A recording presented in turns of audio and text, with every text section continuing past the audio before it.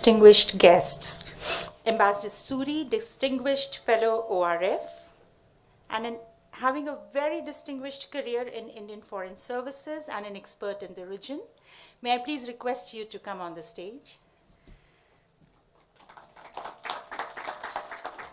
Professor Fazil Malik, Pro Vice Chancellor, Amity University in Dubai. You all know him very well. Professor has been in UAE for the last 15 years and worked for the Federal University and has been a broadcast journalist with BBC. Professor Malik, may I please request you to join us on the stage?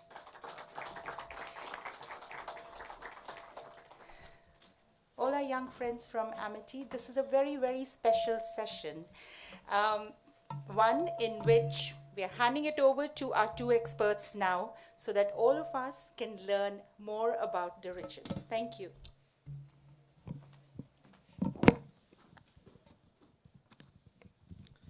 Thank you. It's a wonderful opportunity for my students and to have such a distinguished personality here and have some interaction. I'm just going to introduce Ambassador Navdeep Suri, and then I will have a couple of questions, followed by we'll open the audience and you can ask questions. With around 4 decades of experience in diplomatic services, Ambassador Navdeep Singh Suri served Indian high foreign services across the globe. He served Indian diplomatic missions in Cairo, Damascus, Washington, Dar es Salaam, and London, besides being Indian Consul General in Johannesburg, High Commissioner to Australia, Egypt, and the UAE. Ambassador Navdeep is an established author and has written extensively on India's public diplomacy and soft power. He has translated 3 classic Punjabi works into English. There are actually so many credits that go to Ambassador, but his contribution in introducing social media into Ministry of External Affairs and diplomatic missions is seen a big step towards modernizing diplomacy in India. He has played a critical role in fostering close ties between the United Arab Emirates and India, and for those services he was conferred the Order of Zayed II by the President of the UAE. It's during his time he contributed to Expo 2020 and has been instrumental in making Indian presence a success story at Expo 2020. Good morning, Ambassador. Good morning, Professor Malik, and thank you for that very generous introduction. It's a pleasure. So, looks like a beautiful and a wonderful story. So, where did it all start from? So it's a curious story, and I hope some of you will, after our conversation today, be inspired to join the Indian Foreign Service or any other diplomatic service, because it's a wonderful career to have the privilege of representing your country in a foreign land. My story began in Amritsar. I had my first 22 years of education in Amritsar, from kindergarten all the way to masters. Got my first job in Steel Authority of India Limited. Had no intention of joining the civil services or sitting for the exam, but there was one gentleman who was the head of HR in Visakhapatnam, in the steel plant where I was posted, who kept pushing me and pestering me that you are meant for better things. And I'd say, but this is a great job, steel, nation building. And he kind of got on my case and didn't relent till I'd completed the applications and gone for the initial exam, the preliminaries, and then the final exam. So this unknown person who I had never any previous engagement with, who clearly saw some potential that I shouldn't be simply making steel, but maybe doing something more interesting and different. So that's the story. I sat for this civil services exam in 1983. So we are what you would call, in our parlance, the 1983 batch. When you join the Foreign Service, you're required to choose a foreign language. And either you choose what you like, but they're usually a menu of options. So there's French, Russian, Spanish, Japanese, Mandarin, Arabic, and so on. And it can change a little depending on the priorities that the government has in a particular period. So some years you can have Hebrew, for example, as a language, or Bhasha Indonesia, or Swahili, and so on. But I chose Arabic. And that's partly because I was very interested in the region when I was in high school and college.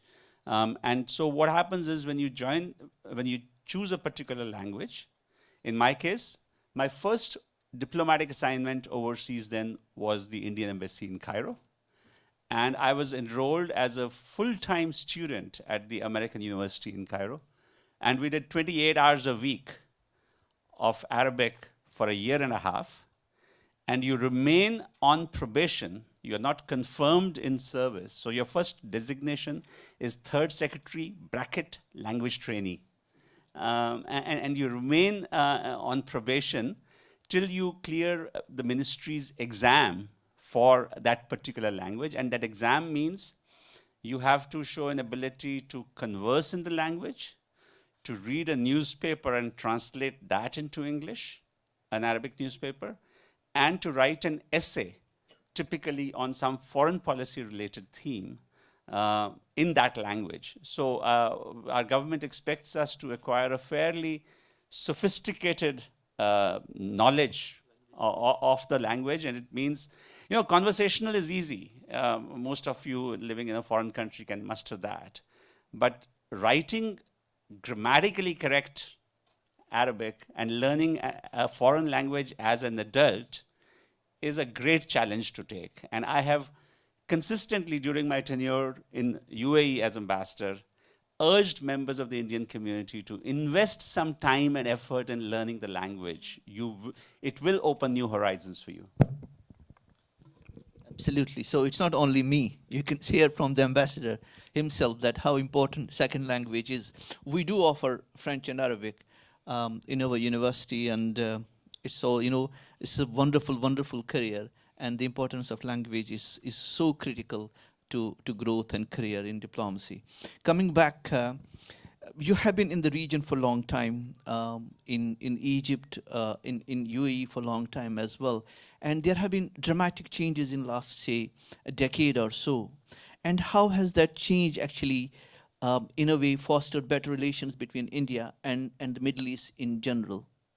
Yeah, so this is interesting. If you were to go back to 2014 elections in India, and you have a BJP government getting elected, I was at the Indian Embassy in Egypt at that time. I was ambassador in Cairo. And, many of us would have thought that there is going to be a setback to our relations with Arab countries, perhaps because of the ideological position of some of the people in the party that has just won the elections. So what has happened in the last 8 years since the 2014 elections is counterintuitive, that our relations with the Arab world, and particularly with the Gulf, and in the Gulf, particularly with UAE and with Saudi Arabia, have never been better. And that's partly because the government made it a priority. There was this recognition in Delhi that we had in the 90s and even in the first decade of the 21st century invested a lot of effort and energy into our Look East policy. And Look East policy meant that we focused on the ASEAN region in particular. And somewhere we had neglected the other flank of India. So if you look at your map of India, you've got the Bay of Bengal, and we did very well in reaching across to the ASEAN. But on our Arabian Sea flank, we had relatively neglected the relationships for some time. And I think this government invested a lot of effort and energy, made it a priority. And there's one little data point that would be of interest, that say this country where we are living, UAE, Mrs. Gandhi visited Abu Dhabi in 1981. And after that, Prime Minister Modi visited in 2015, August.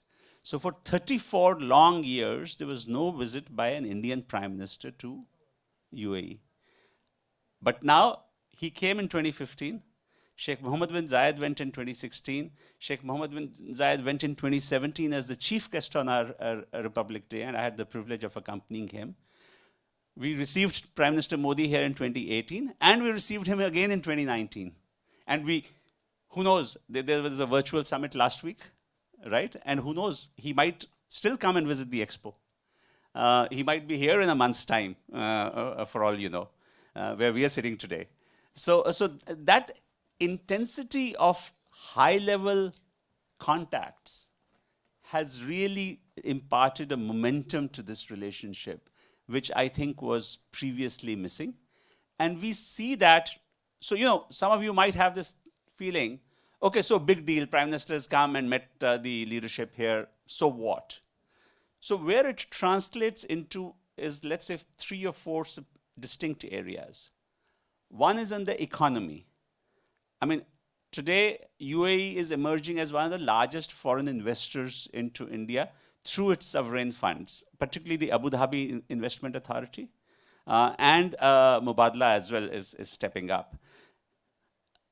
There's a commitment to invest $75 billion into Indian infrastructure. And what the challenge for us is to create these suitable opportunities and environment. And there's a high-level task force on investment that meets regularly to iron out any policy issues that might come in the way of that investment. The second is energy. Until fairly recently, our energy relationship with UAE was a buyer-seller relationship. They produce a lot of oil, we import a lot of oil. End of the story. But in the last few years, what has emerged is a strategic partnership where we got our first oil concessions in a producing field in the lower Zakum basin in this country. And that's significant because one of our biggest oil companies, ONGC, and its overseas arm, ONGC Videsh, has been looking for oil from Venezuela all the way to Vladivostok. And yet we were never able to get a foothold in this region, which is the richest region in terms of oil. So our first oil concession came through in 2017. Our first strategic petroleum reserve in Mangalore came in partnership with the Abu Dhabi National Oil Company, ADNOC. And ADNOC and Aramco together have agreed to set up a $50 billion refinery on the west coast of India, one of the world's largest such projects. So you can see how the transformation has taken place. The third area is what you would broadly call strategic and defense cooperation, where we have regular military exercises. The Emiratis see India as a factor of stability in this region. We have maritime exercises, and there's other aspects of the defense relationship that I won't go into. But it is accompanied by very active intelligence cooperation, which again is not something that you would read in the newspapers because by definition it is hush-hush. But what it means is that on issues that matter to us, say terrorism, for example, the UAE becomes a very proactive partner in making sure that Indian interests do not come to any harm in this country. And that's a long way from a time only a decade ago when somebody like Dawood Ibrahim could have a free run in Dubai. So, you know, that is the change that has taken place. And the final, I think, is for the Indian community. I was going to come to that question.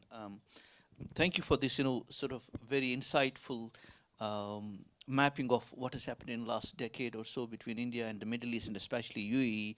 Now, we have a large Indian community living in the UAE, in the Middle East and especially in the UAE. Perhaps the largest community is the Indian community. And they have been quite proactive socially, culturally, financially. During your tenure here, what did you do for the community, and how is that now showing some results in terms of some of the Indian faces coming up within the UAE and outside as well? So, UAE is different in terms of the profile of the Indian community, say, from the United States. It's very hard to become a UAE national. And what it means is that the 3.4 million Indians here, what's the population of UAE? A little under 10 million, right? So what does it mean? 35% of the population is Indian. It means there are 3.5 Indians for every Emirati, broadly speaking. And you see the community across the spectrum, from billionaires like Yusuf Ali or the Landmark Group or others, to the humble construction workers. But the important thing is that virtually all of them are Indian nationals. They are Indian passport holders. And so they become a very key area of responsibility for the embassy and for the consulate. Our focus really has been on how to deliver services much more efficiently, how to use technology much more efficiently, how to be a lot more proactive. And if there's one person that I have to thank for instilling this sense of responsibility into the Indian diplomatic missions, that is the late Mrs. Sushma Swaraj. I mean, the empathy that she brought to her position as India's External Affairs Minister, and almost held us as ambassadors or consul generals or diplomats accountable. We saw for the first time how social media could become a tool for Indians in distress. Somebody stuck in some situation, all she had to do was tweet and tag Mrs. Sushma Swaraj on it. And very quickly the phones would start ringing on what is the embassy doing. So you could see that, I think today we as the Indian embassy are legitimately, I think, held up as a bit of a model for how we engage with the Indian community, how we reach out to them, how we express concern during times of distress. I think you would recall about 2 years back, you had a situation where several companies had closed down, people were left jobless. How does the embassy reach out to them? How do you, we make it our job to visit the labor camps and try and see for ourselves what are the living conditions. So there's a range of things that I could go into, but I will just leave one thought, which is a point that I made yesterday, and I think for this group, that's relevant. All of us bask in the success of the Indian community. All of us speak about the Indian community as a bridge between our countries. But the reality is that a very large part of the Indian community here lives in its own bubble. And I have frequently made it an unpleasant habit of mine to challenge people. Can you count 10 Emirati friends? You've lived in this country for 20 years, 30 years, 40 years. What's your level of engagement? We have the finest of Indian cultural performances in this country. Of the Indian, by the Indian, for the Indian. Again, with very little effort from our side to involve other communities into what we do. And I think as we look at our longer term relationship here, it is imperative that we come out of our bubble and we make that extra effort to build friendships, relationships with Emiratis. That is the only way this relationship is going to prosper in the long term. Absolutely well said, Ambassador. looking at UAE and how many Indian cultural products have actually they have gone into the Emirati culture, whether it's Bollywood, it's music, or it's anything else. But I fully agree with you that engagement at one-to-one, at person-to-person level, is not very encouraging at the moment. I'm sure this new generation, there are most of them actually are must be born here in this country, and being with this Emiratis in school and then now coming to university and colleges and university, that engagement is something what we should actually take an initiative and try to create those bonds with the local indigenous population here. I'd love to hear more about this from them. But Absolutely, yeah, because this is a gathering of students from 3 different schools. They are from humanities, arts, and applied sciences, where we have some students from media. I can recognize some of the faces who I have taught a while ago. And then there are students from engineering, students also from business here. So if we have a microphone there, so any questions to Ambassador, please. Please feel free to ask any question. Go ahead. Who is going to be the first one? Introduce yourself and also talk about which program you are in. Hello. Hope you're having a wonderful day. My name is Karam and I am currently studying architecture. My question is, I'm interested in architecture and currently studying to be an architect. How will it affect the construction sector in UAE? how would what affect the construction sector? The current deal that's going on, it includes metal. How will that About the be Comprehensive beneficial? Economic Partnership Agreement. So what CEPA really does is it's a very ambitious agreement, because what it really means is that about 90% of all Indian exports to UAE become zero tariff. You may not think that that's a big deal, because in some cases UAE itself has very low tariffs, 5% or thereabouts. But it does increase the competitiveness of Indian products coming into this market.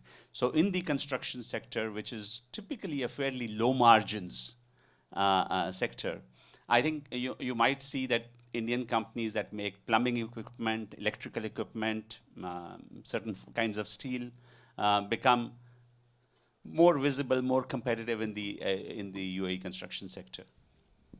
In continuation to that, there's this current concept of 1 million opportunities that's currently going on with CEPA. How will this positively impact the job market in India, since the opportunities are based in UAE? The thing about a free trade agreement like this is it also creates opportunities in India. When India's exports grow, it means that Indian companies that make those products or those services will hire more people. So I wouldn't look at it as a zero-sum game where one country gains. The whole point of a carefully negotiated agreement is that it should be a win-win for both sides. And it's taken a lot of effort and a lot of political will to actually bring it to where it is. So I certainly see that, if for example, if we achieve our ambition that in 5 years' time, trade grows from $60 billion to $100 billion, and our exports grow from $32 billion now to $50 billion, then that $18 billion of additional exports that will emanate out of India will create jobs in India. Thank you so much. Have a nice day. Hello, sir. I'm Elvira. I'm also an architecture student. But I'm kind of curious about the medical sector regarding the recent events that transpired due to the pandemic. So keeping in mind the trade deal that happened between India and UAE. So we've seen from the pandemic that our Indian medical sector was overwhelmed, and it has struggled greatly during the second wave of COVID. So how would this deal benefit the medical sector? So, I would personally look at the second wave and its impact on India as a black swan event. And we were perhaps not the only countries whose healthcare systems got overwhelmed. If you recall images from New York during the wave that hit it, If you remember images from Milan, for example, in Italy, or London, and these are countries with some of the most sophisticated healthcare systems that found themselves getting overwhelmed by the sheer numbers because it was so infectious. So I'd just take a step back that, I don't want to conflate the impact of a one-off event with a more general impact of a trade agreement. But on the specifics of the healthcare sector, I think the agreement is important, particularly for the Indian pharmaceutical industry.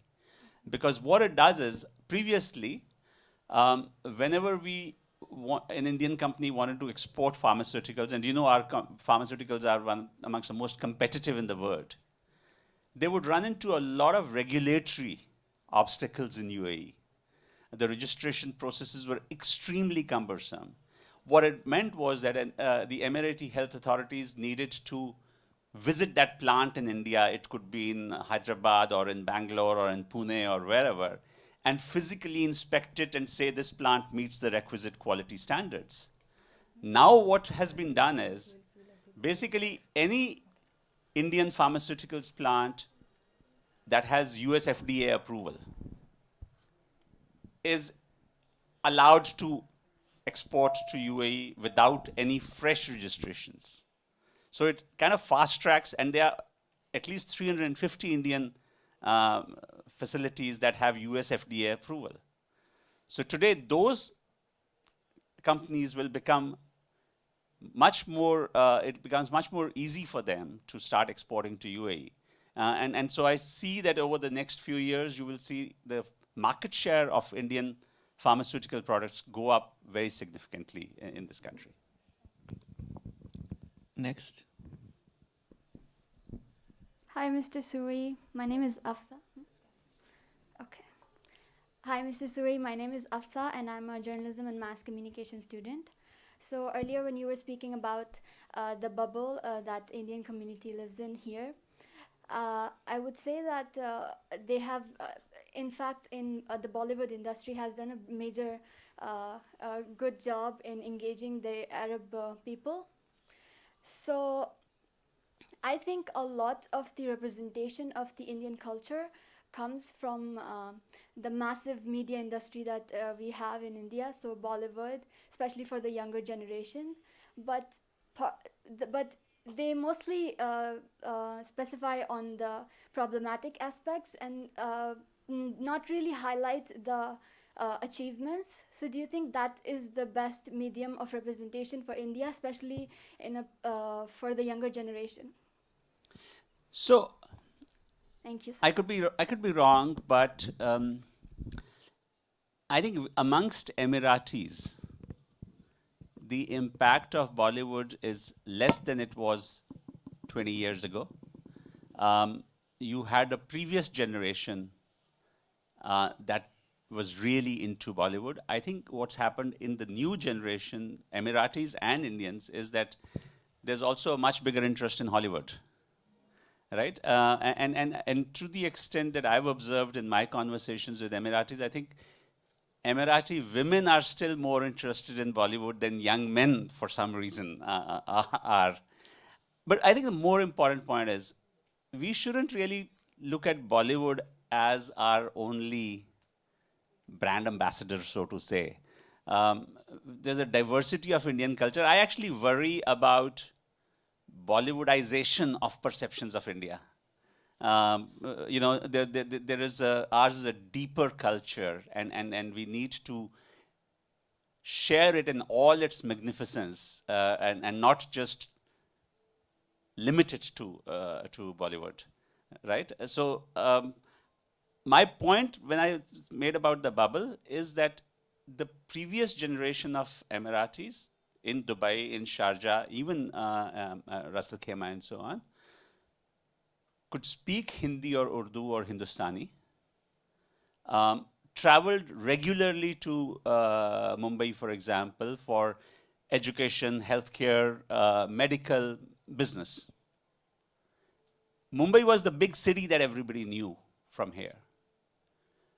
Today, there are many more opportunities available for younger people, and the look west is where the attention is.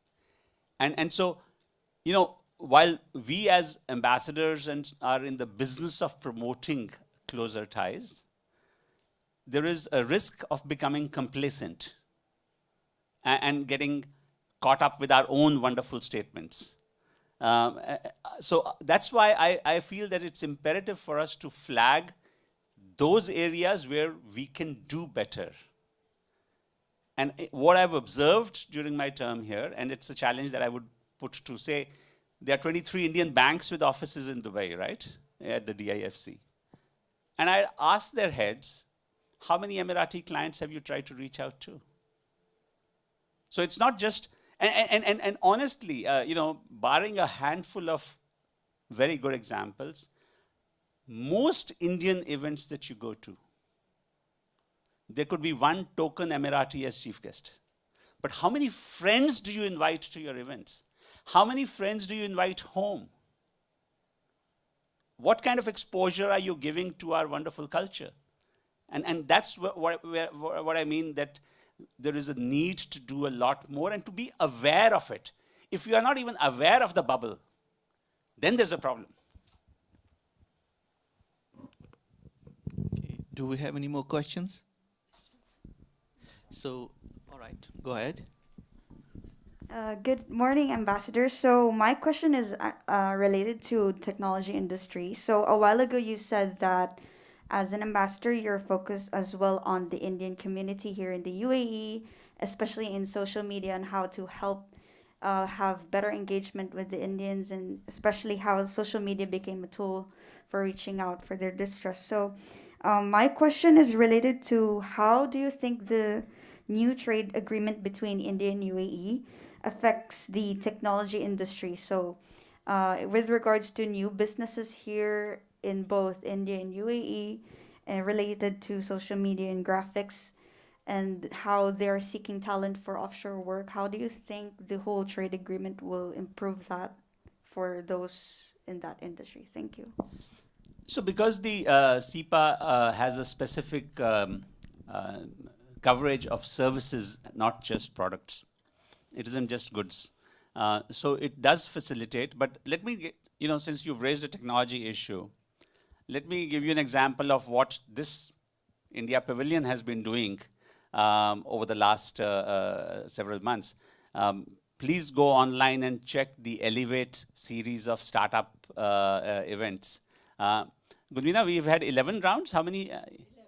So we have had 11 rounds up till now where Indian startups have come and made a pitch to investors in this very Actually, there have been some of our students have also been engaged in that startup process. Yeah. That's wonderful. So that just validates what I'm saying. And next month we have a Pan GCC event at the India Pavilion. So, India is emerging as a really significant hub for startups. I think we've overtaken UK and are now the third largest startups ecosystem. And I see a lot of potential for Indian companies to scale up in their respective segments. When they come here, when I was ambassador here in 2017, we did the first real big Startup India event. The Indian companies, startups were looking for two things: finance and clients. And all of them felt that they went back with one or the other. So, I see a lot of potential, but the other area where I see potential and where the trade agreement could perhaps help, but there's a lot more work that needs to be done. I think we are going to be a $250 billion software in IT industry by the end of next year in terms of exports. This market is a very minuscule market for India. And that's for two reasons. One is 65% or 67% of our IT exports go to the US. And another 20% go to the European market, right? So 90% more or less comes from US and Europe. I have tried to ask Infosys or TCS or others to really make a pitch for business here, because this is going to be a very technology-driven market. Somehow, they haven't been able to do as well here. Many of them are westward focused as well. But I hope that SEPA is going to make it more attractive for Indian companies to be able to really bid for some of the big IT contracts that are coming out of this, whether it's blockchain-based systems or others. Ms. Seema. Hi, good afternoon, sir. My name is Seema, and I'm part of Media Studies Department with Amity University.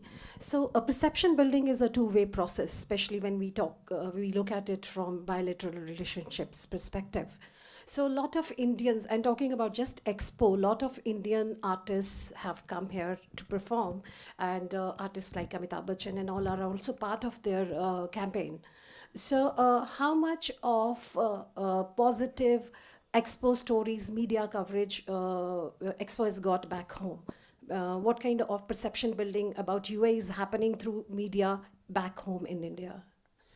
So there's been a lot of coverage, and we track it every single day. I get on my phone this morning's media report of all of the coverage. If you pick up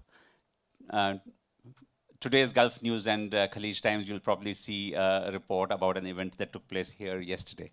In India, there's been a lot of coverage about the Expo. Partly our efforts, where we want to make sure that the activities of India Pavilion are covered. Particularly the fact that we've had so many state delegations coming in means that coverage about the India Pavilion goes not only to the national dailies that you see in English language, but in Malayalam and in Telugu and in Assamese and other languages as well, whenever their states delegations come here. So, you know, when the Kerala Chief Minister was here, I think there was wall-to-wall coverage across different media segments. I think that whatever we do is supplemented by the efforts of the Expo itself. So using Mr. Bachchan as brand ambassador is done by the Dubai Expo. And the reason it is important for them is that they recognize that the largest segment of visitors to the Expo are going to be Indians. And so it's a major market for them to target. We've received in this pavilion 1 million visitors by now. We crossed the 1 million threshold last week. And that makes it one of the most visited pavilions in this, among the 190 or odd countries. Most people that we've interacted with speak very positively about the Expo. So when they go back to India, you can see the word of mouth. Is it optimal? No, I think it would have been much bigger had it not been for the pandemic. There's a reality that the pandemic and the travel curbs that were put in place have inhibited a lot of people from coming to Dubai who might otherwise have come. But credit to Gundwina and Colonel Saab and the team at the India Pavilion for having managed to get so many delegations here. And what it means is, you know, this is the only pavilion that I'm aware of which refreshes itself every 2 weeks. Every 2 weeks, there's a new sector that is showcased, and every 2 weeks or every week, there's a new state which is showcased. And so the constituency of those who have engaged with the India Pavilion keeps expanding. So right now, we've got Andhra Pradesh, and we've got agriculture as the sector and food processing. So, you know, you get civil servants, you get ministers, you get business delegations from those states and from those sectors. And that really helps in spreading the word back home that this is a place where there's a lot of opportunity. If I may ask a supplementary question to that, you know, Dubai particularly and UAE generally, we see how services have been digitized. and is a wonderful, wonderful experience for everyone, whether you are a citizen or you are a resident here. The ease, the convenience of any service, any public service, you can do everything from your smartphone now. Are there any lessons being taken back to India? Because population and the colossal problems we face there because of the geography, because of the topography, demography, and all other diversities we have in India. How we are going to take some lessons, though it's a smaller country here, of digitizing the whole government and public services so that people can have ease in their life to access and to avoid bureaucracy. I think this is one of the really the stated prerogatives, priorities of the government to work towards contactless or faceless service delivery, where you do not need to run into the infamous bureaucracy. And if you see what is happening in some of the areas, I haven't visited a bank, for example, in years, right? I hardly use cash. Everything is digital. The UPI works phenomenally. The day before yesterday, I had to order a gas cylinder, and it took me all of 30 seconds to go to Paytm, select, and pay, and it was done. You get a confirmation instantly that So I think the digitization is happening. It is happening perhaps not as rapidly, but that is because of the scale of our challenges. It is because of constraints in infrastructure. As the ambition of having a fiber optic network that links literally every village in the country becomes a reality, as you see the rollout of 5G services, which is expected to start from this year, I think the pace of that digital service delivery is going to pick up. This country, this city, has had the luxury of infinite resources, small population, the ability to pay for the best talent, and create the infrastructure that and most importantly, willingness to do it. But look, other countries are looking at India Stack. And I don't know whether Amity students are looking at what India Stack is doing. I think there are some 38 or 39 countries, including from Africa and Latin America, that want to see how, using the UID, we've built the stack on that, how using UPI, we've created a payment system which is instantaneous and free. What is KYC doing to the ease of transactions? The fact that you can confirm it instantly, real time, somebody's identity. In the US, bankers say it costs you $20 minimum to verify somebody's identity, right, for a client. In India, it happens free and instant. So there is a lot of stuff which is going on. I'm very optimistic that because it's such a priority area for government, that you will see service delivery improve. But it is facile, I think, to compare of course not the scale of Dubai with the scale of India. Yeah, because these are two different worlds in many ways. And there are many different words in India itself. Absolutely, yeah. I personally feel India is a universe. There are so many countries within India. The richness, the diversity, that's absolutely true. I know this conversation can go on for a while. It's such an interesting conversation. But one last question. Many of you might be interested to know that Ambassador Navdeep Suri is also a graphic designer. No, my wife is a graphic designer. So you are a graphic designer. And then you also do pottery, yeah? Okay, so that combination, I mean, one being a diplomat and one being into creative areas, how does it work at home? Beautifully.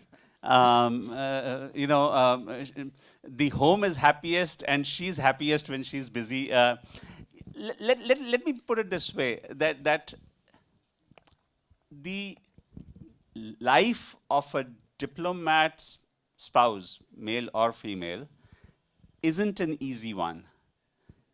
You move bag and baggage every 3 years to a different country, to a different language.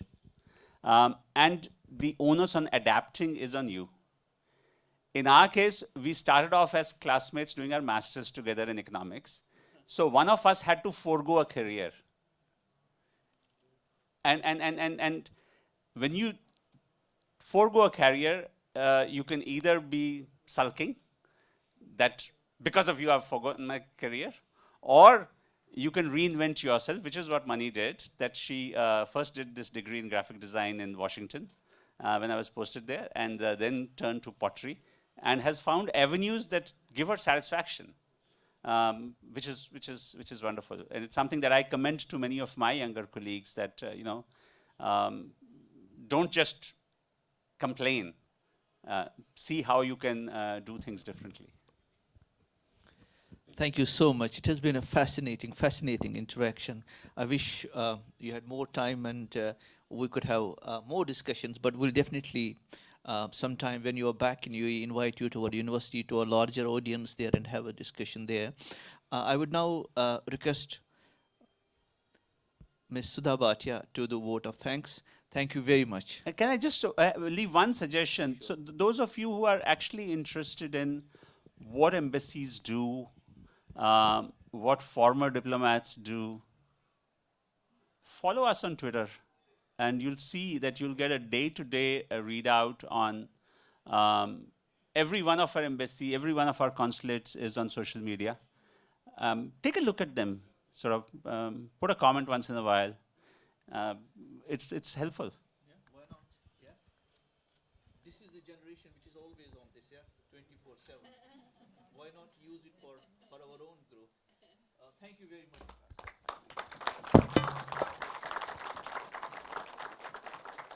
Ms. Sudha.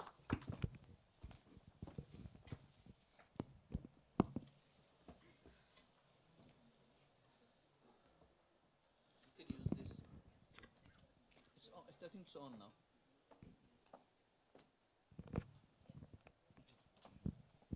On behalf of everyone from Amity University, Dubai, I would like to thank Ambassador Navdeep Suri, who took out time with his wife to come today and join us and shared his wonderful experience.